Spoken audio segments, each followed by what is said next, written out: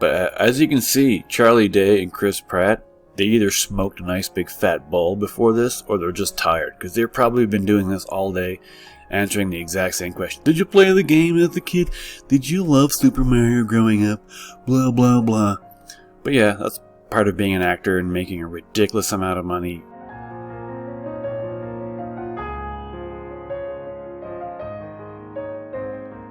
So like we know, Pratt and Day do the voices for Super Mario and Luigi, two of the brothers and two of the main characters. Judging from the trailers, we know the story is that Luigi gets caught by Bowser or something, and then Mario has to save him. And this is probably them in like the pre-Mushroom Kingdom world, where it's quote-unquote the real world. We're all the age of Nintendo. So here's the big question. Of course, the question they probably get asked first by everyone. So what are your first experiences and memories of playing these Nintendo carries? Was it Donkey Kong? Was it NES? What was it? You know, I remember Charlie Day first. I remember playing Donkey Kong, but I don't think it was until I owned Super Mario Bros. That I put together that it was Mario and Donkey Kong, that you kind of after the fact realized it. But what I remember is my set came with a double game. It was both Mario and Zelda. That's a pretty good double pack.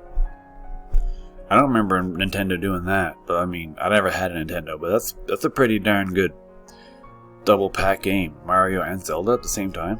That was the same with me. My very first memory is the arcade, and then shortly after, probably within 6 months to a year, the NES came out, and we had one in our house, and oh boy, yeah, the rest is history. Day, it was a game changer. Absolutely. Now, because of that, was there any trepidation to step into these roles, especially because they do have such a long history and passionate fan base? But are you mostly undefined when it comes to a larger, cohesive story? That's a really good point. It is larger undefined, but I think because it's larger undefined, it kind of reduces the amount of trepidation that I personally felt coming in. I mean, you have great reach. Anytime you have an IP like this, it's really something that's almost required these days to create a big tentpole type movie for these studios. You have to have some kind of reach. The fact that this hasn't been a major motion picture recently was a really great thing. And you're right, there's not that much familiarity beyond just what their costumes look like and a handful of catchphrases you might hear. And knowing that it was Illumination, I was like, boy, I think this is destined to be a home run. So I was really, really grateful to be part of it. Of course you were grateful. They paid you millions of dollars to voice a character. Of course you're grateful. Who wouldn't be?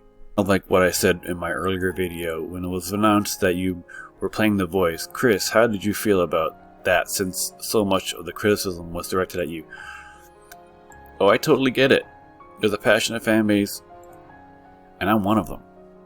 Blah blah blah, I'm grateful. Of course. This is Dave's thoughts on that same question. I think Super Mario Bros. Really, when you think about what a video game does for people, is a place to escape. So people would go after maybe having a tough day at school or in your life at work, whatever it is. You put on Super Mario, you play it for an hour. Yeah, so here's Luigi being captured by Bowser, and there's Bowser in the background. You even add the laughing part? That's like, why do we need to know that? I09, when I was watching, I just wanted to pause it on Mario's bedroom, because there's so many little things. Yeah, right, exactly. Everything from a game he's playing to the things on the shelves, Easter eggs everywhere. It's really made, I mean, kids are truly going to enjoy it, but also people who are like us, who are kids at heart. Oh, I didn't know he co-created that. That's interesting. Yeah, so there's a question about the show that his friend Rob McElhenney makes on Apple TV Plus, called Mythic Quest, which is obviously gaming centric. I didn't know he co-created that. I thought it was all Rob. I was wondering, what did you take from that show that maybe helped you on this, or did the people who work on that show say anything to you about being part of this? Oh, that's interesting, right?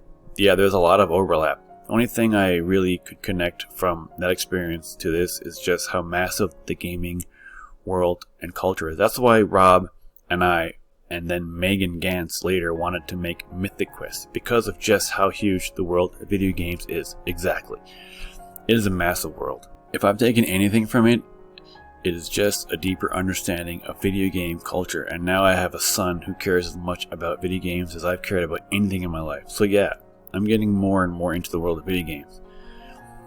And when this just popped up, I don't know, it seemed like a lucky and very fortunate next step to get myself deeper in the world of gaming. So yeah, Mythic Quest and doing this has helped him become more of a gamer, maybe? Or that's just more puffy stuff? So another question with Chris. You're obviously part of so many franchises that are important to fans. I'm wondering if at all, being part of Nintendo, Super Mario, and also like, how does that compare to Jurassic Park, Marvel, or Lego? Because he's part of so many franchises. That's kind of nuts. I didn't even thought about that. It's Jurassic Park, Marvel, and Lego, and now Super Mario. It's the franchise king. Well, I mean, it stands alone in its reach, I think. I think certainly, like, I loved Jurassic Park as a kid. I was 13 years old when it came out. That's around the same age I was, I think. It was a big part of my childhood. It might have been the movie, maybe. I might have seen the movie maybe 5 or 6 times through the course of growing up. That's a few hours, but I played this game for hundreds of hours. Probably thousands of hours my childhood spent. And so, like, the sound of hitting a coin, catching a flower, hearing the score, every little detail of the movie, it was like I was hypnotized by it as a child. So I see it now. I mean, just nothing really compares to it in terms of my relationship to the brand. So it's pretty cool. Pretty incredible. And also, I care just as much as everyone else to make sure that it doesn't get screwed up. I think what I'm most excited about with this movie is that now, because there's a Super Mario movie and it's going to be a big hit, and it's probably going to be a big hit, maybe we'll finally see some more Nintendo movies. If that happens, what games would you like to see turned into movies? Spy Hunter. Didn't they already do that? I'm almost sure there's already a Spy Hunter movie out. I'm almost sure there's like some kind of Spy Hunter shit movie with The Rock or something in it. Maybe I'm wrong, I'm not sure. But then Day says Metroid, which, yeah, I could definitely see a Metroid movie being made, and I wouldn't be surprised if it's already in the works somewhere.